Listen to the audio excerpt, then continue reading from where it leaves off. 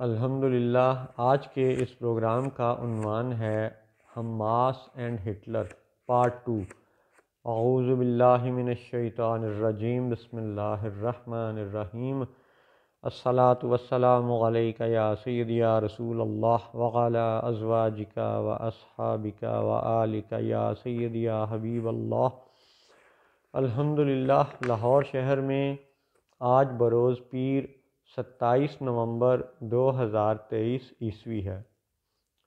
پہلے پروگرام میں یہ عرض کیا گیا کہ 1945 یعنی ورلڈ وار 2 میں جس جرمنی کے حاکم ہٹلر نے یہودیوں کو قتل کیا وہ نازی حکمران کہلاتا ہے، اور یہودی انسائکلوپیڈیا یہ بتاتا ہے کہ یہودیوں کی جو کئی ہزار سال پرانی ریاست جودا تھی، اس ریاست کا پہلا کنگ سول، وہ بھی نازی کنگ تھا، داؤد علیہ السلام کا سسر تھا وہ بندہ۔ اور پھر پہلی ریاست جودا کے جو دوسرے حاکم تھے، جو کہ خود کنگ ڈیوڈ ہیں یعنی داؤد علیہ السلام ہیں، وہ بھی نازی کنگ تھے۔ تو یہ بات ایک مضبوط حوالہ ہے جس سے یہ ثابت ہوتا ہے کہ ہٹلر ان کا اپنا موہرا تھا۔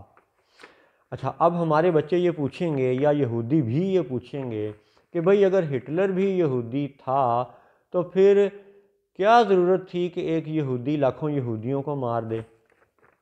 تو اس بات کو سمجھانے کے لیے آج کے اس دوسرے پروگرام میں ہم انشاءاللہ اس کا جواب سجدہ آدم ہی میں سے پیش کریں گے۔ سجدہ آدم بڑے کمال یعنی نکات کا ایک مرکب ہے، بڑی حکمتیں ہیں اس واقعے میں۔ ایک حکمت یہ بھی ہے کہ جب آدم علیہ السلام کو سجدے کا وہ معاملہ ہوا، اللہ کے حکم سے فرشتوں کو کہا گیا کہ آدم کو سجدہ کرو، فرشتوں نے کر دیا، ابلیس نے نہ کیا، اور پھر اس سے سوال و جواب ہوا، پوچھا گیا تو نے کیوں نہ کیا، پھر اس نے جواب دیے، پھر اس پہ لعنت پڑی، پھر اس نے اللہ سے مہلت مانگی۔ تو اس شیطان کا یہ کہنا تھا لَأَحْتَنِكَنَّ ذُرِّيَّتَهُ، کہ میں پیس کے رکھ دوں گا، کچل دوں گا، تباہ و برباد کر دوں گا اس آدم کی اولاد کو۔ تو یہ تھا وہ پہلا دشمنی کا بیج جو شیطان نے اپنے جی میں بو لیا تھا۔ اور اس واقعے کو آپ غور کریں، سمجھیں، اس وقت شیطان نے یہ نہیں کہا تھا کہ میں صرف عیسائیوں کو ماروں گا، میں صرف مسلمانوں کو کچلوں گا، یا میں صرف سکھوں کو کچلوں گا، یا میں صرف ہندو کو کچلوں گا، یا میں صرف یہودی کو پیس ڈالوں گا۔ اس نے کسی ایک گروہ کا نام نہیں لیا تھا۔ اس نے جب یہ مہلت قیامت تک اللہ سے مانگی تھی تو اس نے کہا تھا لَأَحْتَنِكَنَّ ذُرِّيَّتَهُ، یعنی میں اس آدم کی اولاد کو پیس دوں گا، تباہ و برباد کر دوں گا۔ یعنی اب وہ ہر مذہبی طبقے سے بدلہ لیتا ہے اس لعنت کا جو اس پر پڑ گئی تھی۔ یہ ہے آسان جواب۔ اور اب اس نقطے کو لے کے آگے آ جائیں۔ شیطان ایک جن تھا، یہ قرآن پاک میں بھی ہے، حدیث پاک میں بھی ہے۔ اور جن اور پھر اس کے جو بعد میں چیلے چانٹے ہیں وہ جنات بھی ہیں، وہ انسان بھی ہیں۔ اب جنات کے حوالے سے یہ حقیقت ہے کہ اس حقیر سمیت دنیا میں آج ہزاروں نہیں لاکھوں افراد ایسے موجود ہیں جو زندگی میں کسی نہ کسی حصے میں جنات کا کسی نہ کسی طور پہ خوف محسوس کرتے ہیں۔ ایسا ہوتا ہے زندگی میں، کسی ویران جگہ پہ چلے جائیں، اجاڑ بیابان میں، کوئی عجیب درخت، کوئی عجیب بلڈنگ، کوئی عجیب تنہائی، ٹھیک ہے، تو کچھ نہ کچھ ایسے واقعات ہوتے ہیں ہر شخص کی زندگی میں کہ جب بندہ ان جنات کی باتوں سے کچھ خوف محسوس کرتا ہے۔ اور یہ خوف کی کیفیت لاکھوں لوگوں کے ساتھ یہ ہو چکی ہے، لوگ اس بات کے شاہد ہیں کہ جنات انسانوں کو ڈراتے ہیں، ٹھیک ہے، ان کے پاس، جنات کے پاس ایسی جادوئی طاقتیں ہیں، لیکن براہ راست وہ انسانوں کو آ کے قتل نہیں کرتے۔ یعنی افضل کو خوف دلایا گیا یا باقی لوگوں کو خوف دلایا گیا، لیکن اسی لمحے وہ جن آ کے انسان کو قتل نہیں کرتا، ان کی بھی کچھ حدود و قیود مقرر ہیں۔ تو جب وہ براہ راست قتل نہیں کر سکتے تو پھر وہ کیا کرتے ہیں؟ پھر وہ حزب الشیطان کیا کرتے ہیں کہ انسانوں میں سے اپنے چیلے چانٹوں کو چن لیتے ہیں کہ ان کو جادوئی طاقتیں دیں، ان کو دنیاوی طاقتیں دیں، کسی بھی طرح، یعنی ان کی علم کہہ لیں، ٹیکنالوجی کہہ لیں۔ اور ٹیکنالوجی کے حوالے سے یاد رہے کہ یہ برطانیہ کا علم، یہ برطانیہ کی ٹیکنالوجی ہی تھی کہ جب اس نے توپ بنا لی، بندوق بنا لی، اور پھر ساری دنیا میں اس نے قتل و غارت کی۔ تو یہ کالونائزیشن وہ دہشت گردی تھی جو حزب الشیطان نے، یعنی برطانوی حکمرانوں نے کی تھی۔ تو اب اس نقطے کو آپ سمجھیں کہ انسانوں کو جب انسان قتل کرتے ہیں تو اس میں حزب الشیطان کا وہ معاملہ شامل ہوتا ہے جو اس پہلی بات لَأَحْتَنِكَنَّ ذُرِّيَّتَهُ کی عملی تصویر ہوتی ہے۔ سمیٹیں اس بات کو۔ اب سوال یہ تھا کہ اگر ہٹلر یہودی ہے تو اس نے یہودیوں کو کیوں قتل کیا؟ تو آسان جواب یہ ہے کہ وہ یہودی اور وہ مسلمان اور وہ دنیا والے جو اس وقت اسرائیلی حاکموں کو یہودی سمجھ رہے ہیں، وہ غلط فہمی کا شکار ہیں۔ یہ اسرائیلی حاکم، یہ Benjamin Netanyahu and company, ان کے مددگار برطانوی حکمران اینڈ کمپنی، یعنی امریکہ کی حکومت، وہ عوام نہیں، تو امریکی حکومت اینڈ کمپنی، تو یہ سارے گروہ دراصل یاجوج اور ماجوج ہیں۔ ان کی فردر ایکسپلینیشن یہودیوں کی کتابوں سے، قرآن پاک سے، حدیث پاک سے کچھ پروگراموں میں یہ حقیر بیان کر چکا، انشاءاللہ مزید بھی بیان ہوگی۔ لیکن ابھی آپ اس خلاصے کو یوں سمجھیں کہ اس سوال کا جواب یہ ہے کہ ہٹلر یہودی تھا اور اس نے یہودیوں کو مارا کیونکہ یہ حزب الشیطان، یہ یہودیت کا صرف لبادہ اوڑھے ہوئے ہیں، ٹھیک ہے۔ تو جس طرح برطانوی حکمرانوں نے اپنی بندوق سے، اپنی توپ سے ساری دنیا کے لوگوں کو قتل کیا اور کالونائزیشن اور ٹیررزم کا شکار بنایا، ایسے ہی ہٹلر نے ان کا مہرہ ہوتے ہوئے یہودیوں کو مارا، کیونکہ یہودی بھی مر جائیں تو یاجوج اور ماجوج کو کیا پرواہ ہے، حزب الشیطان کو کیا پرواہ ہے، ٹھیک ہے۔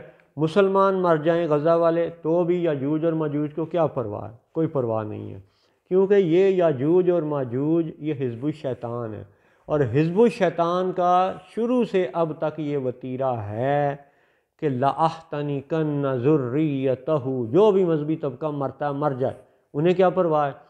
ان کے لیے تو ہر ایک فتنہ، ہر ایک فساد، ہر ایک زلزلہ، ہر ایک سیلاب، ہر ایک آفت، ہر ایک تباہی، ہر ایک کیٹاسٹروف، ہر ایک ظلم، یہ تو ان کے لیے ایک اپرچونٹی ہوتا ہے مال بنانے کا، اپنے ناجائز یعنی تصرفات کے ذریعے مزید فائدے اٹھانے کا، پیسہ بنانے کا، یہ تو ان کا بزنس ہے، جنگ تو ان کا بزنس ہے۔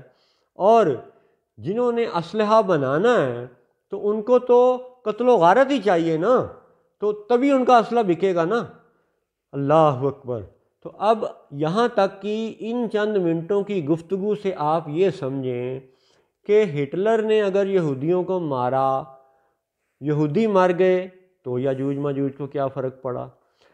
غزہ کے حماس نے ادھر مارا، بنجامن نیتن یاہو نے ادھر غزہ والوں کو مارا، مر رہے ہیں لوگ، مر رہے ہیں بھائی، ٹھیک ہے بھائی، یاجوج اور ماجوج کو کیا ہے؟ کیونکہ وہ حزب الشیطان ہے۔ یہ ہے وہ آسان وضاحت کہ جو اس بات کو مزید کلیریفائی کرتی ہے کہ حزب الشیطان کو انسانوں کے مرنے سے فرق نہیں پڑتا، وہ اپنے فائدے دیکھ رہے ہوتے ہیں، وہ اپنے قدم مزید جما رہے ہوتے ہیں۔ چلیے اور آگے بڑھتے ہیں۔ آج جن لوگوں کو خاص طور پہ مسلمانوں کو حماس کے حوالے سے کچھ یقین نہیں آ رہا، تو پہلے تو وہ یہ سمجھ لیں کہ کیا اس وقت کعبہ اور مکہ پہ جو حاکم ہیں کیا وہ واقعی حقیقی مسلمان ہیں؟ کیا وہ قرآن کو حقیقی طور پہ لاگو کر رہے ہیں، قرآن کی آیات پہ حقیقی عمل کر رہے ہیں؟ اور جب وہ مکہ والے حاکم ہی مسلمان نہیں ہیں، ٹھیک ہے، تو حماس کے بارے میں اتنا پریشان ہونے کی کیا ضرورت ہے؟ یہ ٹھیک ہے کہ ہر گروہ میں اچھے برے لوگ ہوتے ہیں، وہابیوں میں سے وہ جو ایک عام نچلے لیول کا وہابی ہے اس کی کیفیت کچھ اور ہے، آل سعود کے یہ جو حکمران ہیں ان کی کیفیت کچھ اور ہے، اور یاد رہے کہ یہ آل سعود ہی تھے، یہ وہابی ہی تھے جنہوں نے برطانیہ کے ساتھ مل کے سلطنت عثمانیہ کو توڑا، خطہ عرب کے مسلمانوں کو قتل کیا، اور فلسطینی مسلمانوں کی اس یعنی ریاست میں یہودیوں کو قدم جمانے کا موقع دیا۔ یاجوج اور ماجوج کے اصل ساتھی اس خطہ عرب میں یہ سعودی حکمران ہیں، یہ بھی یاجوج ماجوج ہی کی ایک شکل ہے۔ تو اب کیا مزید قرآن پاک کے حوالے وہ بھی آئیں گے انشاءاللہ۔ ابھی آپ حماس کے حوالے سے مزید سنیے۔ جو لوگ حماس کی تاریخ سے واقف نہیں ہیں ان کو اپنے مسلمان بچوں کو یہ یاد دلوا دیں کہ تاریخ پڑھنا بڑا ضروری ہے۔ سجدہ آدم کا واقعہ اسی لیے اللہ نے قرآن پاک میں بار بار ارشاد فرمایا کہ تاریخ کو یاد رکھو۔ تو تاریخ یہ ہے کہ جب PLO پیلسٹینین لبریشن آرگنائزیشن، یہ بھی یاجوج اور ماجوج کا موہرا ہی تھا، وہ یاسر عرفات بھی ان کا کھلونا ہی تھا، ٹھیک ہے۔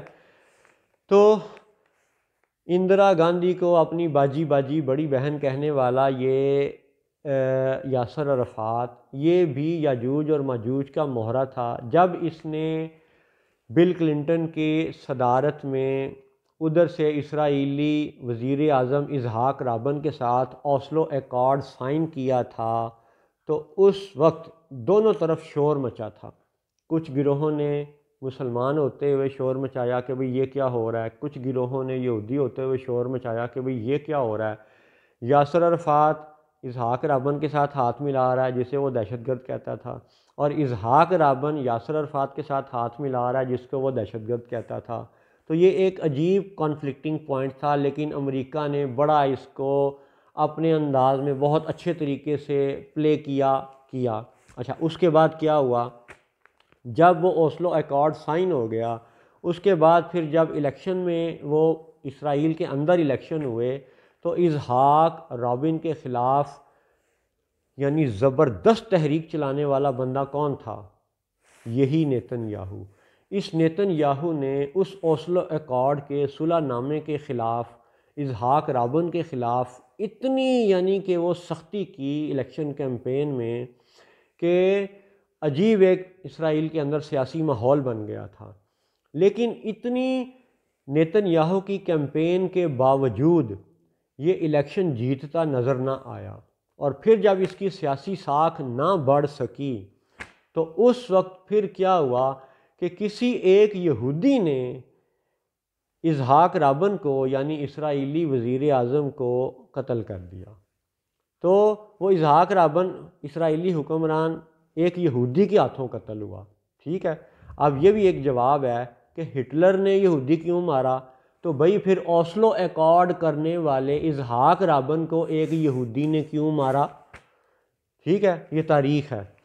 اچھا، اور آگے آ جائیں کہ جب وہ اسحاق رابن مر گیا اس کے بعد پھر الیکشن آئے اور اس کو نیتن یاہو کو حکومت چاہیے تھی، تو اس کی سیاسی ریٹنگ بڑھانے میں اس وقت حماس کے وہ خودکش حملے بہت مددگار ثابت ہوئے کہ جب حماس نے اسرائیل کے اندر بسوں پہ یعنی پبلک پہ بم دھماکے کیے، ٹھیک ہے، اس میں عورتیں، مرد، بچے، وہ یعنی بہت سے یہودی مرے۔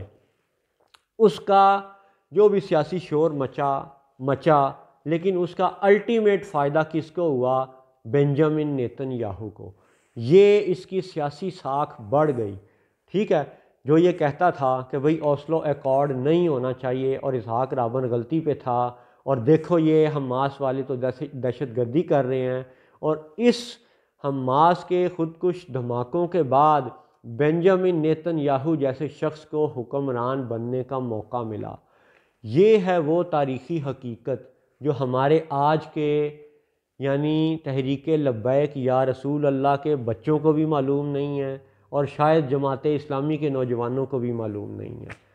تو حقائق کو دیکھنے کے لیے تاریخ پڑھنا بڑا ضروری ہوتا ہے۔ تاریخ پڑھا کرو میرے بچوں، اور اگر یہ باتیں آپ کو سمجھ نہیں آ رہی تو پھر چلو آ جاؤ قرآن پاک میں سے حوالہ دیکھتے ہیں کہ ہمارے آج یہ وہابی حکمران اور ان کے چیلے چانٹے، ان کے چندوں پر پلنے والے، یا دنیا بھر کے مختلف ممالک میں، پاکستان جیسے ملک میں سعودی چندوں پہ پلنے والے یہ لوگ جو قرآن میں سے یہودیوں کے حق میں آیتیں ڈھونڈ ڈھونڈ کے لوگوں کو بتاتے ہیں، ٹھیک ہے، ان سب وہابی چندوں پہ پلنے والے مولویوں کے لیے، میں انہیں مولوی نہیں مانتا، مولوی کا ایک بڑا اچھا یعنی لفظی مطلب ہوتا ہے، وہ بعد میں بات کریں گے، یعنی سادہ لفظوں میں کہ جو سعودی چندوں پہ پلنے والے لوگ ہیں، اس مذہبی طبقے سے یہ ایک چیلنج کی صورت میں سوال ہے کہ قرآن پاک میں